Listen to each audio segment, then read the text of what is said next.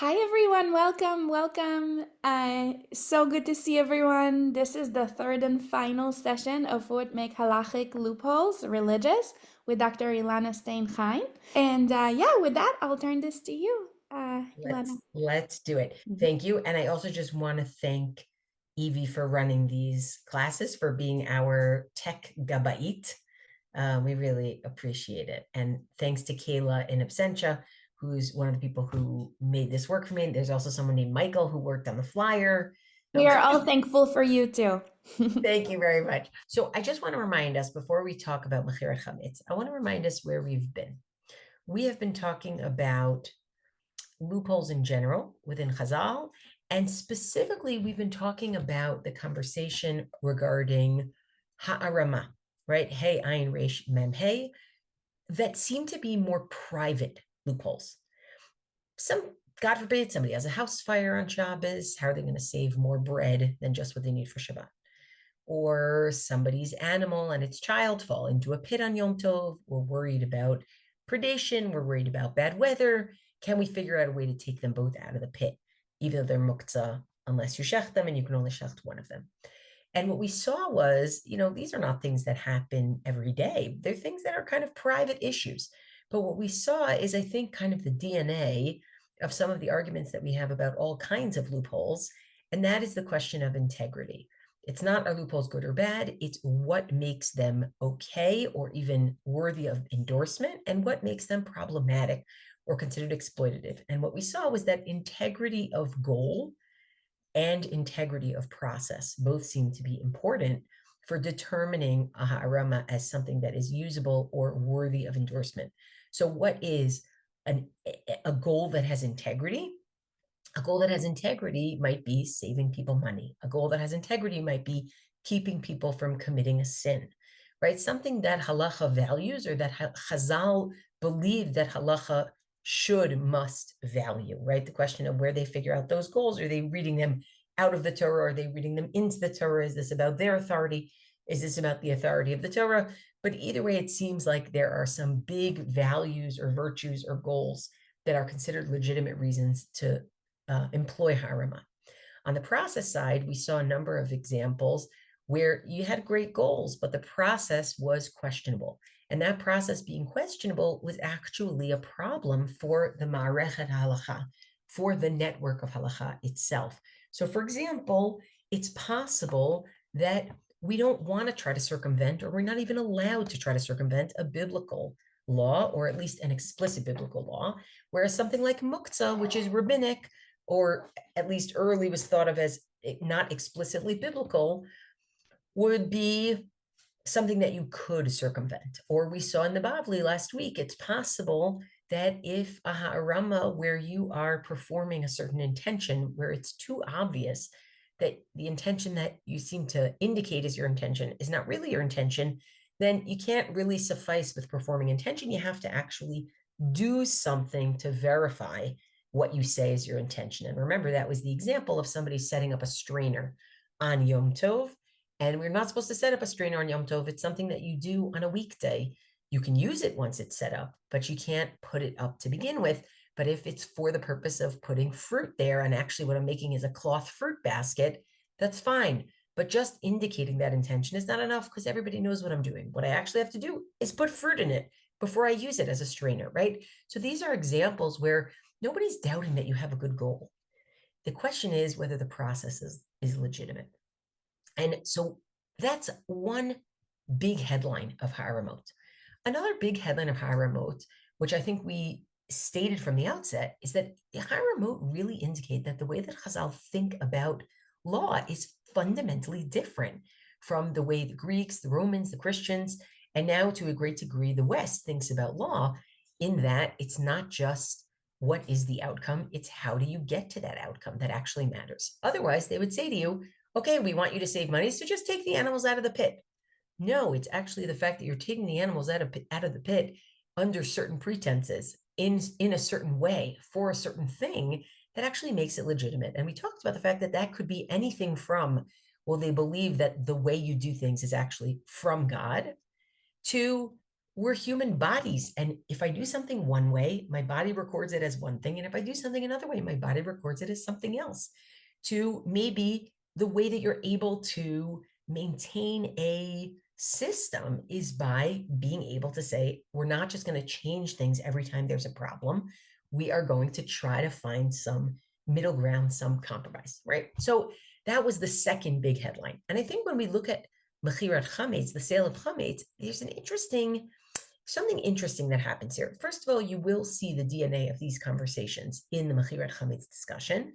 But the other thing I want to say is what Ha'arama is not in the Gemara is it is not those things that we know of when you say to somebody, what's a legal loophole in Jewish law?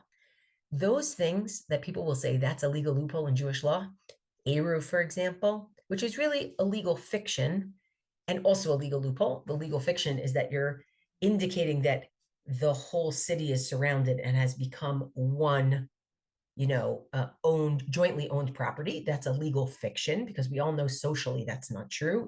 Even if legally now it is, we treat it that way. And it's a legal loophole because you actually having non-Jews in that area breaks the Eruv. So you have to buy the non-Jewish areas from the local municipality, whatever that looked like in different centuries, which is really a loophole, right? Because again, they still own it, but they don't own it because you've now bought some sort of rights to it. And so now it's all Jewish property. But that is not something called a ha'arama. Likewise, Prusbal, being able to collect money, to collect a debt after the Shemitah year, not called ha'arama, even though it seems to use loopholing methodologies, right? It seems to use methodologies. I mean, there's a whole machloket as to what exactly Prusbal is, but let's say that if you want to understand Prusbal as something that puts a loan in the hands of Beit Din to collect, rather than in the hands of an individual lender, you're basically loopholing, right? That you're using the same thing, and yet that's not called ha'arama.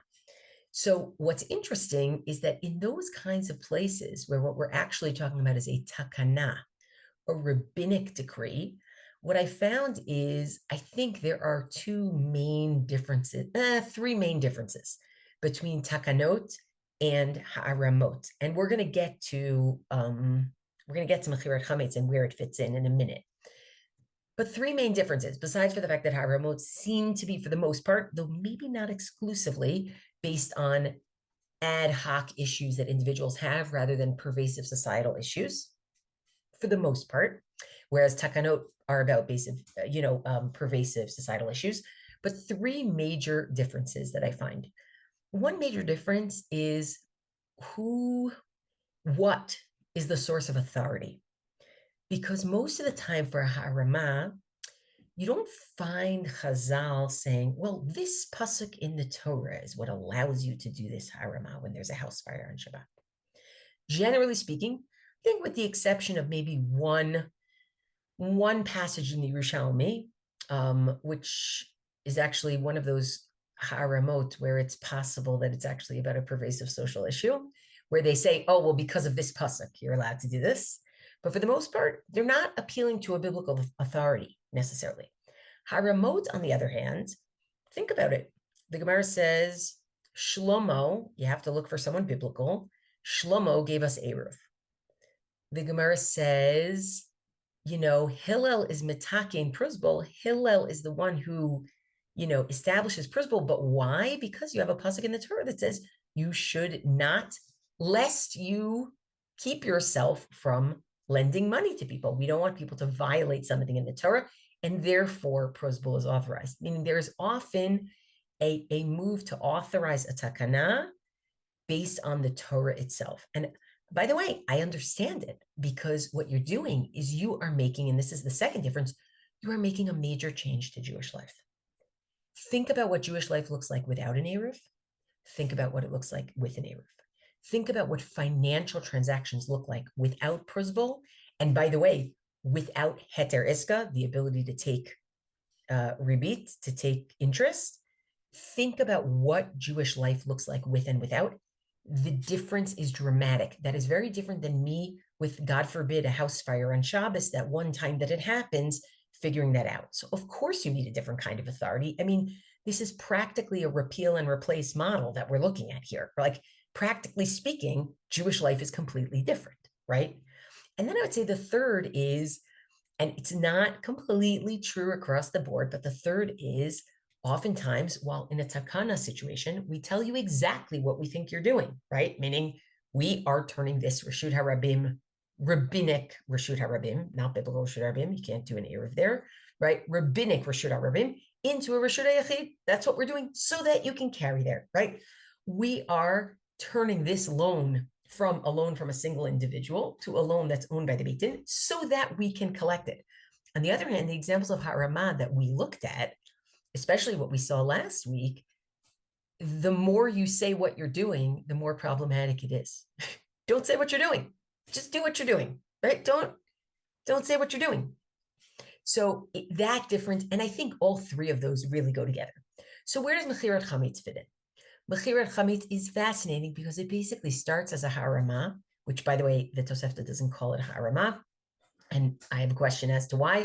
I have some suggestions as to why, but I don't have a real answer. I think that Chazal, I don't think they use the term completely consistently. I really don't. I think there are a lot of different loopholing mechanisms that we use, and not everything gets called harama. It could be things that were thought of as like really important got called harama.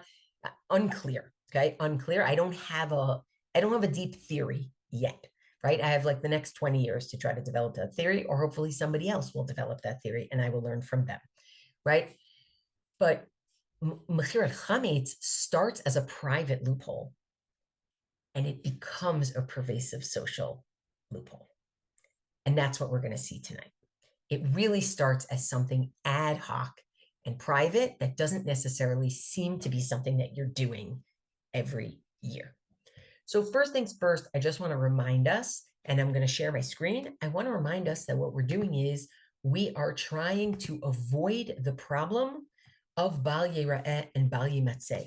We are trying to avoid the problem of owning chametz on Pesach.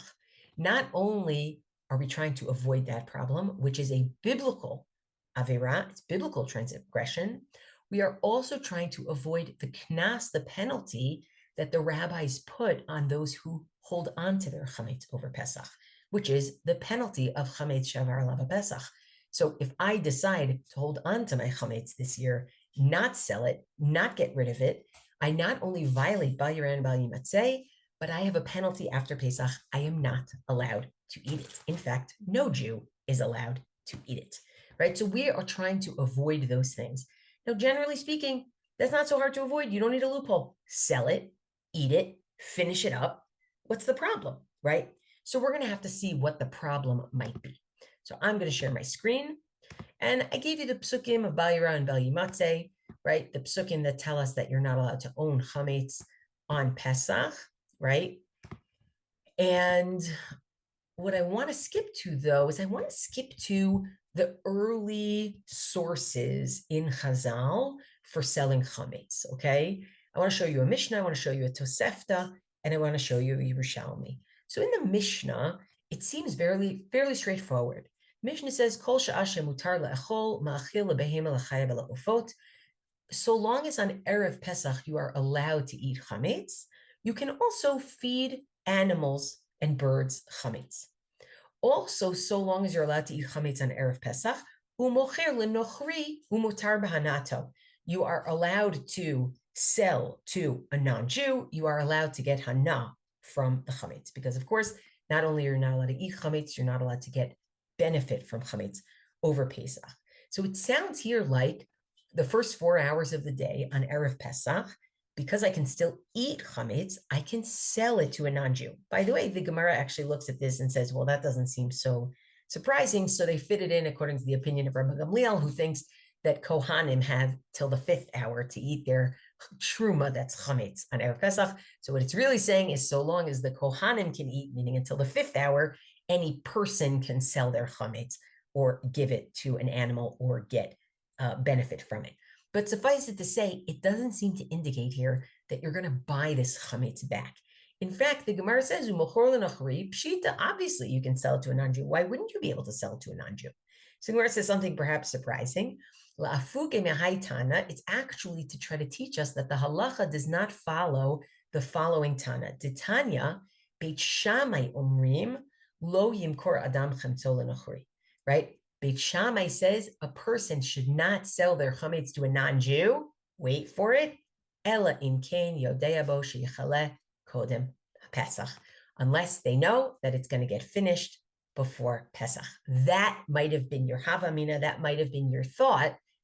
Oh, maybe I can't sell it to a non-Jew on Erev Pesach because there's no chance that it will get finished before Pesach, right? So I think it's kind of an interesting thing. It's a little bit, you know what it's a little bit parallel to? It's a little bit parallel to, like, if I hire somebody to take a package for me on Erev Shabbos, I actually have to make sure that I'm not doing this in such a way that it would be required for them to travel with it on Shabbos. It would have to be done before. So there's a little bit of a parallel there, but that's just the Havamina. We don't actually think that way. So bottom line, we're allowed to sell to a non-Jew on Erev Pesach. But again, there's no ha'arama here. There's no buying it back.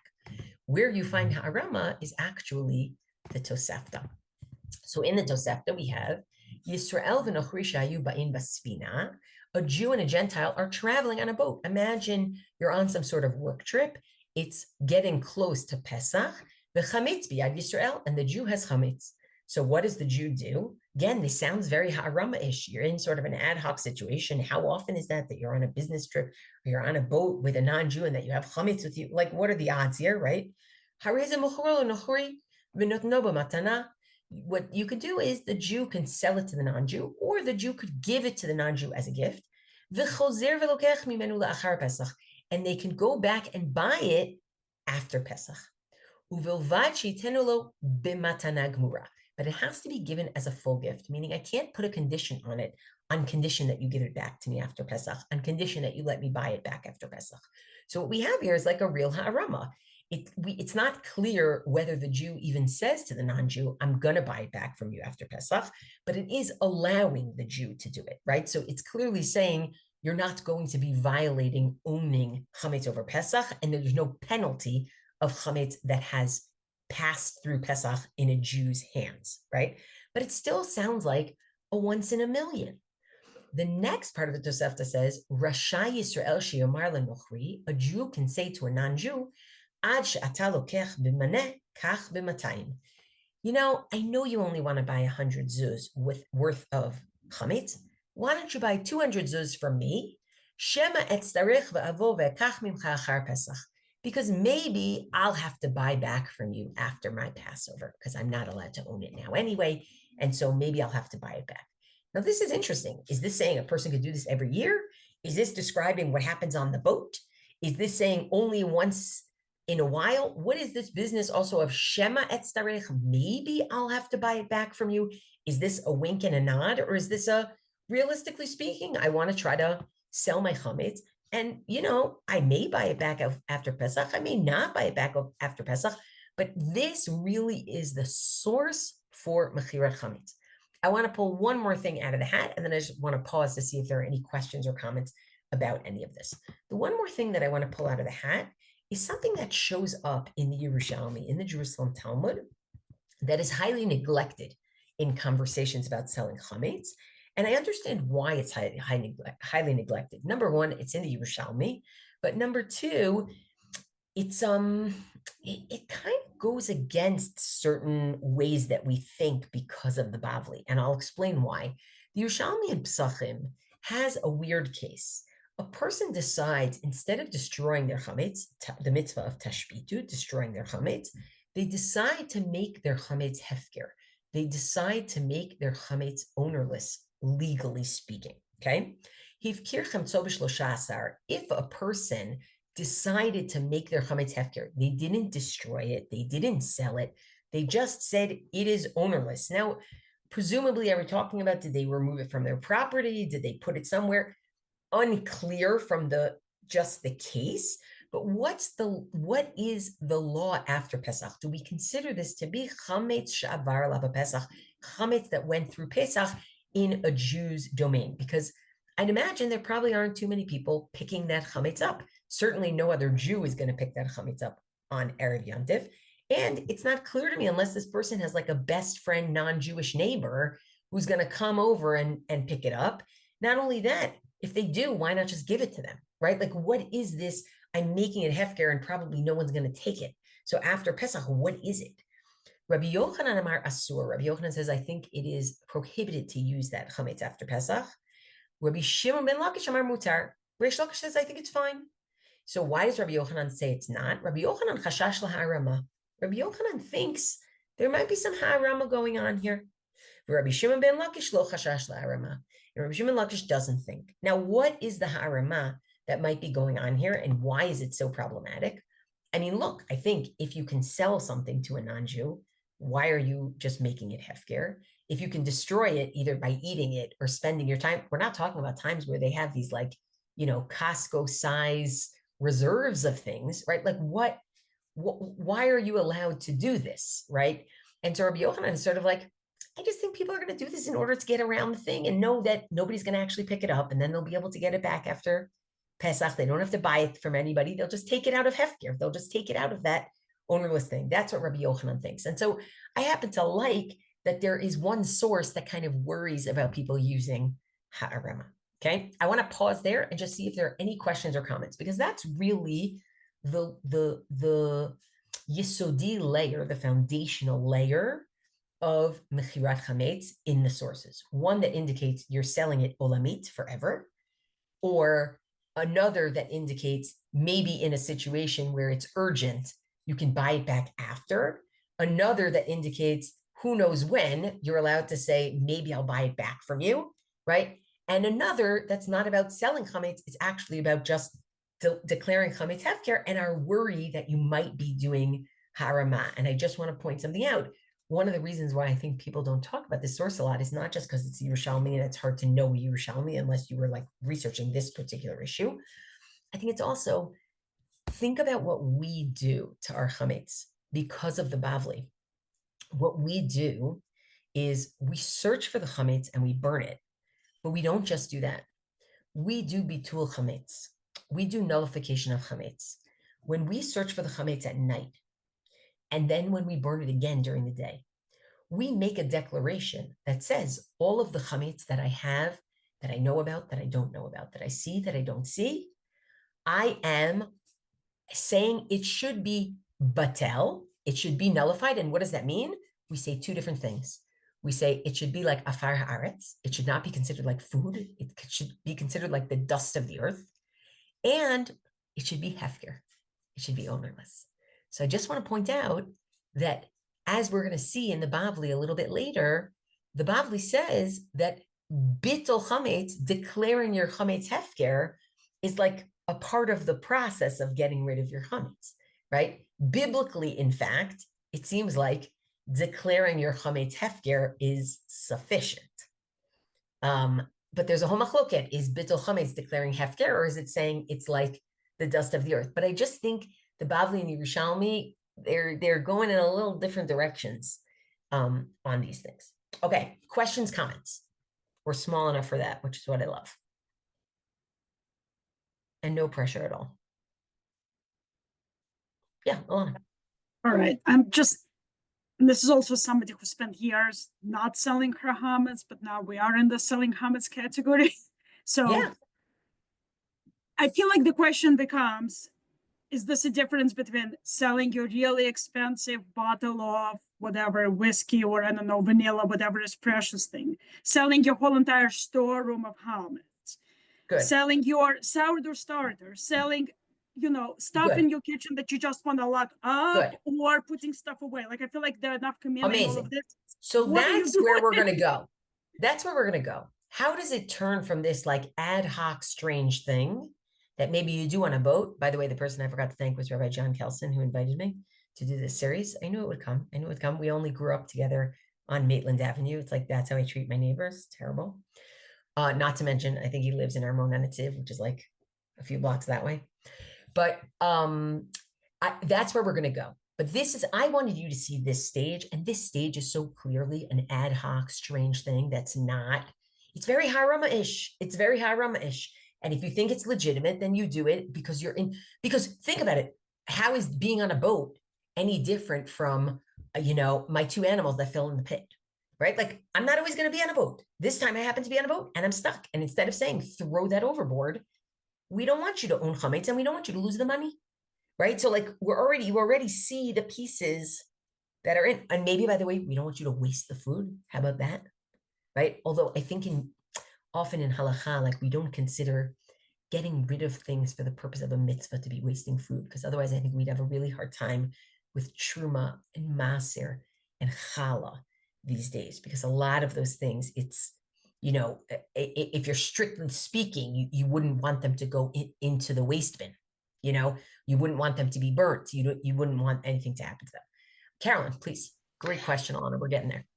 Does an individual's personal intention come into effect? And what I mean by that is, if the rabbis have this, it's okay to sell chametz, and so in my house we sell chametz, I personally think it's a bit of a scam, and I'm a little uncomfortable with it.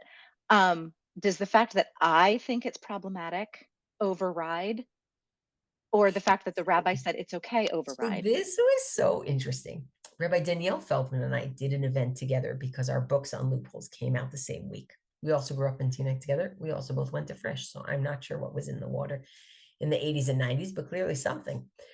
So we did an event together, and he actually said, and he says it in his book, our books are like companion pieces. Mine is the DNA, 3rd to 7th century, and his is 17th to 21st century, like how the psak comes out. It's really fun, actually, to read them together. I thoroughly, for anybody who's buying my book, I would suggest also buying his book. I think it's really fun to see how it goes through.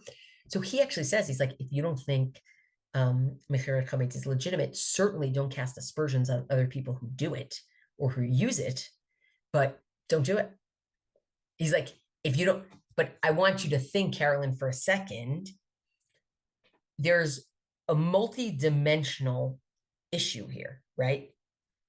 There's the issue of, are you prepared? Is it fair for you, your family, to lose that kind of money because you don't love this loophole? Do you know what I'm saying? Meaning, I actually think sometimes it's a little bit like, I had this call the other day. You know what? I'm not going to say it the way that I would say it. I had a call from somebody. It was Shabbos their time, and it was Motzei Shabbos my time. And this person is not religiously observant, and this person is dying also. And this person, I get a Shavua Tov message, and like my insides are like, I don't want to write back, and I'm like, no, but I have to, meaning I have to. And so sometimes I think our own queasiness about things sometimes should be overridden by like some of the halachic values and some of the halachic requirements. You know what I mean? So like, I really felt that the other day. I totally agree. Yes. When we had a financial bad situation, I 100% like relied on this, no problem. Yeah. Now I'm in Yeah. a different situation, and it's more a question of, do we buy the bagels so that immediately after Pesach everyone can eat their that's what I'm uncomfortable with. Yeah. I went a little intense there, but really something. It's really interesting. I mean, in some ways I think about takanot, and I don't even think like selling chametz is not like a takana. It's a harama that snowballed because everybody needed it. So it became a takana, right? So how do you, that's not like Hillel Tiken Pruzbal. It's not like Hillel made the takana, or, Eruv Tavshilin for when Yontif is before Shabbos. Chazal make that takana, and they actually, again, go back to a biblical figure. They say Avram did Eruv Tavshilin, right? Because like authorizing in a different kind of way, right? It authorizes in a different kind of way, but they get very angry if someone doesn't do an Eruv Tavshilin and instead just wants to do their own private harama of, I'm going to cook, and I'm going to cook a little extra, but eat it and make it look like I was cooking. They don't want that. Use the takana, right? Use the takana. Okay, Yehudit. Yeah, I'm similarly to Carolyn, but I just want to sort of detailize this a little bit. So if we have this selling of the chametz because of financial reasons, how do we make the parameters? Okay, this family cannot afford to lose, let's say, $50. And that family cannot afford to lose $3 million. Right. So what are our parameters from top and to bottom? And do they even play over here? Do we have to rely every family on their own, understanding on what they can do? I presume that everybody tries to somehow get rid of, not buy extra chametz before Pesach. Like, but if I have a bag of expensive rye flour in my freezer right now, then I'm gonna sell it because it's expensive and rare to get it. So what are the parameters? Well, I think there's a lot of trust here, right? Meaning I think there's a lot of trust that people are doing what they need to do and that they're making the shikulim, they're making the calculations that they're supposed to make. His book is called Letter and Spirit, I think, or The Letter and Spirit.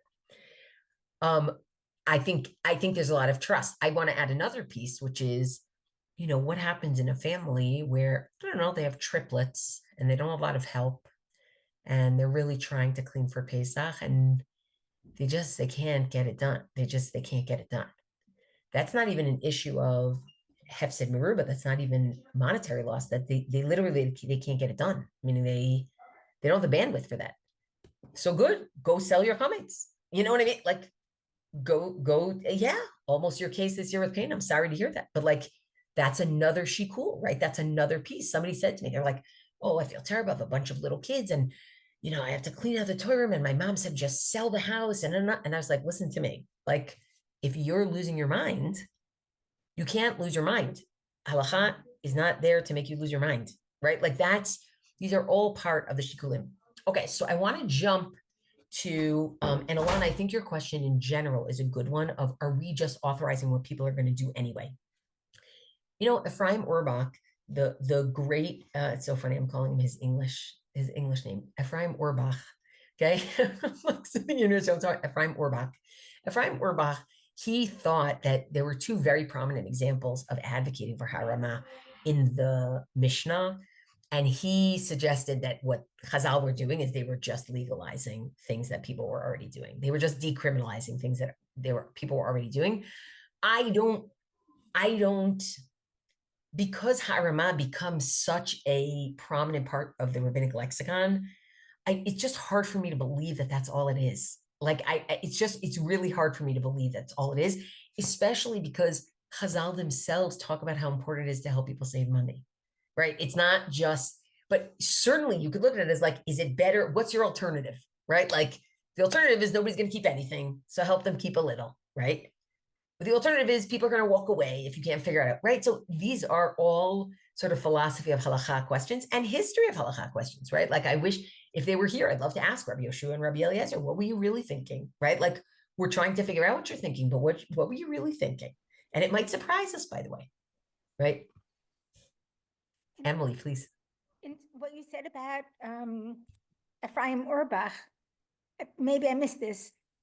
Is he saying that that's how takanot came into being? That rabbis were legalizing ha'aramot, that people were just, ad hoc doing? So he doesn't say that.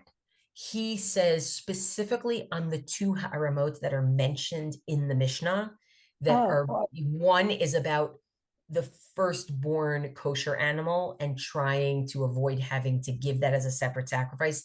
And another is about redeeming your maser sheni for an extra 20% tax. And people want to avoid that tax. He suggests that what we're talking about here is like economic downturn, and people were already doing this. And so Chazal came along and said, let's decriminalize this. I just feel like there is something ambitious about that. But it also feels like that's more of like putting your finger in the dike as opposed to, hey, like we're trying to think about what the results of this are going to be for people, not because they forced our hands, but because even prophylactically, we want to think about what that is going to be for people, right? So it's not, chicken and egg. It's a fair question. Okay, so let's look at what happens in the development that basically turns the harama of, mechirat chametz into, everything but in name a takana, right? So first you should just know the Ritva actually says he reads the Tosefta of you can say to a non-Jew, a Jew can say to a non-Jew, get 200 zuz from me because instead of the 100 zuz that you were looking for, because I might have to get after Pesach. He adds the words uvilvad shelo ya'arim, so long as a person doesn't use harama, right? He says, if you do it year after year, this is highly problematic, right? And in fact, we're going to say that you're not allowed to eat the chametz after Pesach, okay? But this is the savior, okay? Rav Yoel Circus, the Bach, the Beit Chadash, 16th to 17th century Central Europe. And what we're looking at here is the Jews are making liquor. That's their parnasa. They have so much chametz. They can't get rid of it. And it seems like, by the way, he may be working off of already an idea that people were selling chametz, but they were removing it from their property. And now we have a situation where they can't even remove their property. There's too much. And in this region, Sherov Masa Umatan Hu Beyin Saraf, that most of the business that we do is in liquor. You can't sell it to a non-Jew and get it out of your house. And then he adds this, sort of insider thing of bifrat lemachzikim be'orenda, especially those who have an arenda, which seems to be a Russian word, which means a lease from the government. So I don't know if it means the land is leased. I don't know if it means the rechayim, the millstone, is leased, but it seems like the government is supposed to get a portion of whatever it is that you make. But it seems like certainly you can't move whatever you have. You're not going to be allowed to move it. Yesh lahatir be'inyan zeh. In that situation, we should allow sheyimkor legoy kol hachametz shebacheder. You can sell all of the chametz in the room. V'gam hacheder atzmo yimkor legoy. And you should also sell the actual room to the non-Jew, right? Here you have it. It is so clear that what we're looking at is a legitimate goal within halacha. We said not for people to lose their parnasa, to keep Pesach. And not only are we going to let them sell their chametz, we're even going to let it be on their property. We're just going to use a workaround so that it's not their property, right? And in the next paragraph, he says, but be careful, do not give a written contract to a non-Jew in Central Europe in the 17th century that says they own that room in your house. They will never give it back. So do this without a contract. Have a special t'nai, a special stipulation that the kesef that's exchanged, the money that's exchanged, affects the room sale and the chametz sale. But suffice it to say, this becomes the norm. And then think to yourselves for a minute about the advent of preservation of food for long periods of time. Changes the game. It changes the game. Think about Costco. Think about the size of families. Suddenly, we have copious amounts of chametz, and we are talking about serious loss. And for some people, it's a liquor cabinet. And for other people, it's just they buy from Costco in order to save money. And they have plenty left. You can't always figure it out so that it's going to be done exactly at the time, right? So things change and we end up in a new situation. Okay, so this really changes the game, okay? That's kind of piece two. Now, I want to tell you, not everybody agreed, right?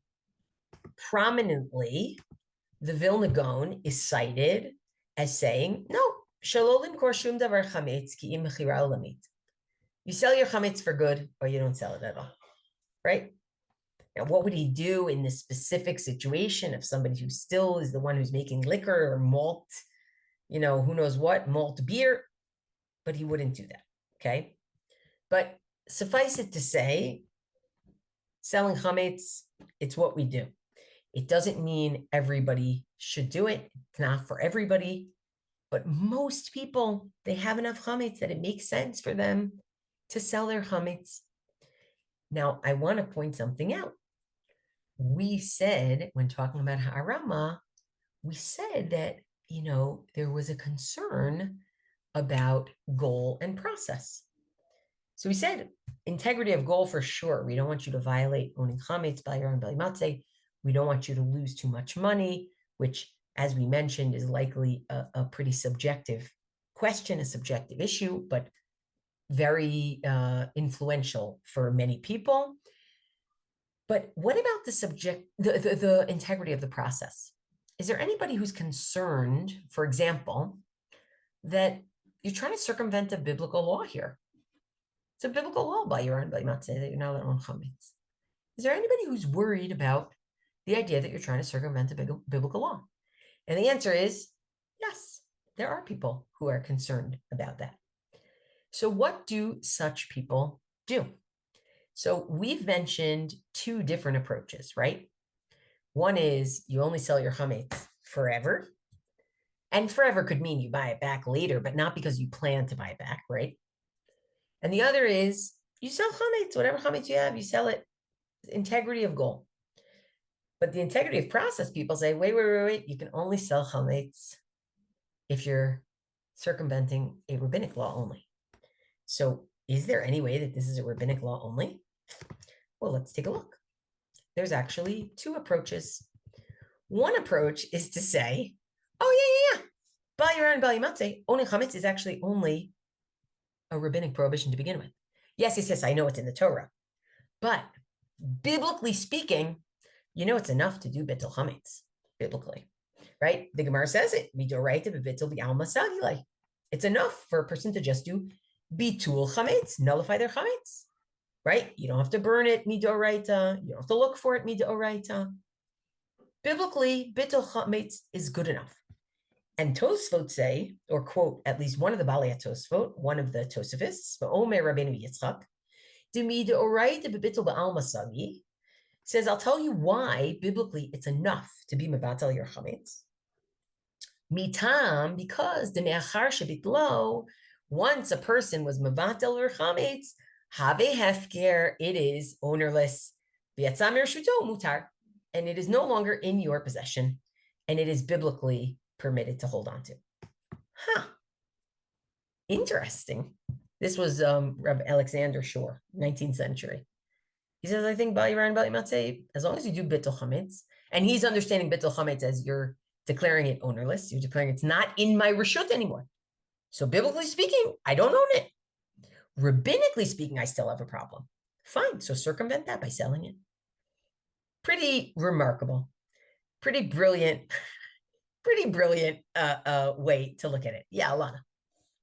Sorry, I don't know if this is the good time to ask this, but I saw the whole reason with why we have to move it is if you do even bali re, bali matzeh, but if you just have, example which is stuck in my head, if you have a donut under your bed and you wake up half asleep and you just reach under your bed and grab the donut and take a bite out of it, it doesn't matter what you know, but we want to prevent you from ending up in this situation where even if this donut was batal, it doesn't help. I think it depends how closely you are going to connect the isser of owning chametz to the isser of eating it. If those are essentially one is only because of the other, it would be hard for you to say that biblically just saying that it's hefker is good enough, right? But if you think these are actually two separate things, and technically speaking, biblically you don't own it, rabbinically you still own it, right? Rabbinically it's still a problem because rabbinically they still don't want you to eat it, or rabbinically they're making a siag, they're making some sort of fence around the Torah, right? But you're right, it's a highly technical understanding of what it means to not have chametz, right? Highly technical. It's a fair question. Carolyn. Sorry, I'm just, yeah. No, don't be sorry. Think. These are, I think it's ingenious. I think it's ingenious because he's now allowed me to sell any of my chametz, right? Meaning, I think it's ingenious, but I completely hear what you're saying. Yeah, Karen. I'm curious if one of the justifications used to Okay, sorry. I feel like there's two competing values. One, we want to get rid of our chametz. Simultaneously, we have a concept of not destroying food that can be eaten. And I'm wondering if when these values clash, which one outweighs? Is it better? Is there an argument that says it's better to sell it because food doesn't get wasted? Or how does that work? Interesting, because it's so not the discourse, right? The discourse is so much more about saving people money, but I could see us adding a number of things in here, right? I could see us adding in the question of, do we really want to waste this much? I could see us adding the question in of, now that Jews and non-Jews have much different relationships in many places than we did, not everywhere, but in much different, right, than we did, you could also say, like, you have an opportunity to help someone who needs food. Like, use that opportunity. You know what I mean? Like, so there are a lot of different, I think there are a lot of different calculations that could come in here. The Halakhic discourse has tended to revolve around the issue of the urgency of not losing money and the urgency of not owning chametz, because those tend to be the most urgent things that people are walking in with. You know what I mean? Like, I hope that's a helpful thing. Okay, but there's another perspective that emerges that doesn't say owning any chametz on Pesach is quote unquote only a rabbinic violation. It's actually no, certain foods are only a rabbinic violation to own, and it's only those foods that you can sell in chametz. You can sell before Pesach. Excuse me. So take a look. We have a Mishnah at the beginning of the third paragraph of Pesachim. Elu ovrin bepesach. These things are ovrin. Passover. What? We'll have to see what it means, right? There's a machloket among the commentators. What does this mean? What are these things? Kutach habavli, Babylonian kutach, which seems to be something that's a mixture of chametz and non-chametz. So it's bread and milk and salt, right? Shechar hamadi, beer from Medea. So also a mixture of chametz and non-chametz. Chometz ha'adomi, Edemean vinegar. Also, you're fermenting chametz, but it's not only chametz. And zitum hamitzri, okay? Egyptian zaytum, which, again, a mixture of chametz and non-chametz. The other three that are listed here are not mixtures of chametz and non-chametz. They're what's called chametz nuksha, chametz that is not edible. People won't eat them on Pesach. They're not edible. But these first four are all mixtures of chametz and non-chametz, what we would call in halachic parlance ta'arovet chametz, a mixture, a chametz mixture, where actually the chametz is less than 50% of the dish, okay? And the Tosfot discuss what does it mean for the Mishnah to say elu ovrin bepesach. So first they quote Rashi. Pirish HaKuntras, Rashi says, La'avor aleihen b'bayir and b'yimatzeh. Ovrin b'Pesach means people are ovrin. People transgress ownership if even they have these things, right? Meaning owning mixtures of chametz is the same as owning plain old bread, right? Chametz gamor, full chametz, tarovet chametz, both asurim, they're both prohibited in b'ayir and b'yimatzeh. V'gam riva medaktek milashon ovrim demashma ovrin min ha'olam. And the Riva says, ovrin b'Pesach means these things have to pass from the world, meaning you have to do tashbitu on them. You have to destroy them. Ve'ein nir l'Rabbeinu Tam. Rabbeinu Tam doesn't agree and explains why he doesn't agree. But I'm going to skip just to this simple saying. V'nir l'Rabbeinu Tam, it seems to Rabbeinu Tam, to elu ovrin, these things pass over. Perish ha'ochlin ve'ovrin hainu me'ala shulchan, meaning the food items themselves. And ovrin means they have to leave the table. Delav b'nei mechal, and who you can't eat them, aval ba'yira leka. But there's no biblical violation of ba'yira and ba'yimatzeh. From this comes the custom of many not to sell chametz gamor, not to sell full chametz, cookies, cake, Cheerios, bread, where the majority is chametz, because biblically you can't own those on Pesach, but you can sell ta'arovet chametz, a mix of chametz and non-chametz, where the chametz makes up less than 50%, because that's quote unquote only a rabbinic issue of ownership. And so you can circumvent that. That is our third practice in selling chametz. There are those who sell even chametz gamor, full chametz, or 51% or more. There are those who only sell ta'arovet chametz, who only sell basic chametz, who only sell, mixtures of chametz where chametz is less than 50%. And there are those who don't sell at all. Now, most of the people who don't sell at all are not in the camp of the Vilna Gaon. Most of the people who don't sell at all are like me. I have a 2-bedroom apartment. I have 2 kids. I don't have a liquor cabinet. It's an amazing chinuch experience for the day after Purim for us to start our tashbitu snacks. That's the chinuch experience in my house leading up to Pesach. It's not all the divrei Torah for the Seder. It's actually getting rid of chametz. But that's something that I can do. I have the bandwidth. I'm not losing the money. It actually expresses the values that we can express. I feel fortunate that I can do that. But for people who can't do that, the reason why I'm like on the soapbox, especially this season about mechirat chametz, is because I want it to be meaningful to people. I want them to actually think, like I'm even thinking of sending to my friends who represent their communities in the sale of chametz, just sending them a line of, when somebody comes to you to give you that, certificate that tells you where the chametz is found in their house, how much it is worth, turn to them and say, I want you to see how much halacha cares about your wallet. Look at the money you are not losing because we're able to use this workaround. Think about that when you're selling your chametz.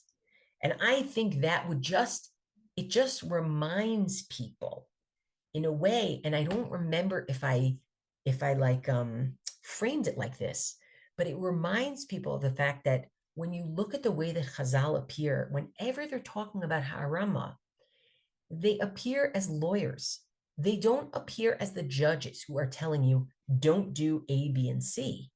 More often than not, they appear as the lawyers who are recognizing God is the ultimate judge. The Jewish people are their clients, and they're really trying to see how respectfully before the judge they can help their client do the best that their client can do, because that's what all 3 parties actually want.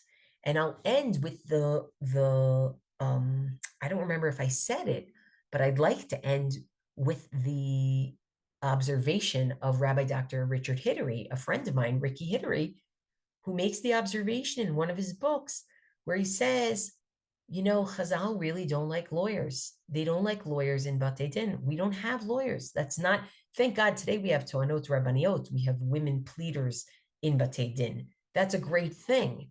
But we don't have a kind of opponent, like oppositional system where people give their rhetorical speeches and the way that they did in Rome. And the reason they didn't want it is because it perverts the truth. It subverts the truth, right? You give an impassioned speech and you present the details in this way, you frame them in that way. Suddenly they look completely different and what's really true. But there is one place where Chazal absolutely loved lawyers, and that is in Beit Din Shel Ma'ala. That is in the heavenly court. When a person does a mitzvah, it gives them a defense attorney in Beit Din Shel Ma'ala. There are many, many biblical characters who are depicted as lawyers, protecting the Jewish people, trying to help them. We describe certain rituals as actually being a sanegor for us, something that is a defense attorney for us. We tell the kategor, the prosecuting attorney, to be quiet, right? Remember on Yamim Noraim, we had to say, has kategor, be quiet, prosecutor, and we really want to hear the sanegor. We want to give an impassioned plea on our behalf. there is something to this whole business that basically says God cares about the Jewish people and the rabbis care about the Jewish people also. And there, for all the cynicism that people end up feeling often, I want people at Mechira Chametz to be like, holy cow, this is actually amazing. I am saving hundreds and hundreds of dollars, thousands of dollars maybe, that or even my business, that I wouldn't have been able to do without this, right? And I would say Ken Yerbu Yisrael, those kinds of things, where people can actually feel that way, that they can feel that halacha cares about them. And in turn, they care about halacha. So I'm going to pause there. Any last statements? Wendy, did you want to say something? What can we do to encourage the use of chametz drives? As Oh you my know, goodness. we had a successful chametz drive at our synagogue for many years. Since I'm now past doing it, and nobody else has decided it's worth Can their I effort tell you? to I save think all the of way that. you have to do it, I think you announce it on Purim. I think you announce it at Purim and say, this Friday, when you come to shul after Purim, this Friday and the whole week, we will have set up already boxes, because that is when, if you start then, you normalize it and you already give. I see in Israel, this is common practice. It is automatic. Everybody is collecting leftover mishloach manot, and then it goes on from there. It continues to collecting chametz for non-Jews before Pesach. It's a beautiful thing. I think you have to put it in Purim. I think it has to go right there. That's That's interesting. Okay. Yeah, that's what I would do. And I know I you will have have to find somebody to pass this on to, yes. because I'm no longer able to run them. Yes, but we have to, we have to say that. All right, my friends, I wish you all a Chag Kasher V'Sameach. It was so, so wonderful to learn with all of you, and hope we learn together again soon. Thank you, everyone, for You're joining beautiful. us. And thank you so, so, so much, Dr. Hain, for this interesting My 3-series joy. class. And thanks everyone who participated and is always part of our Darisha community here. I put the link for Dr. Hain's book in the chat for everyone. And also, I just wanted to let you know that Safira's monk classes that are starting right after Passover are open for registration. You can sign up as always at drisha.org/classes, and I hope to see you there. And again, happy Passover, and I will see everyone very soon, hopefully. Lehitraot. Bye.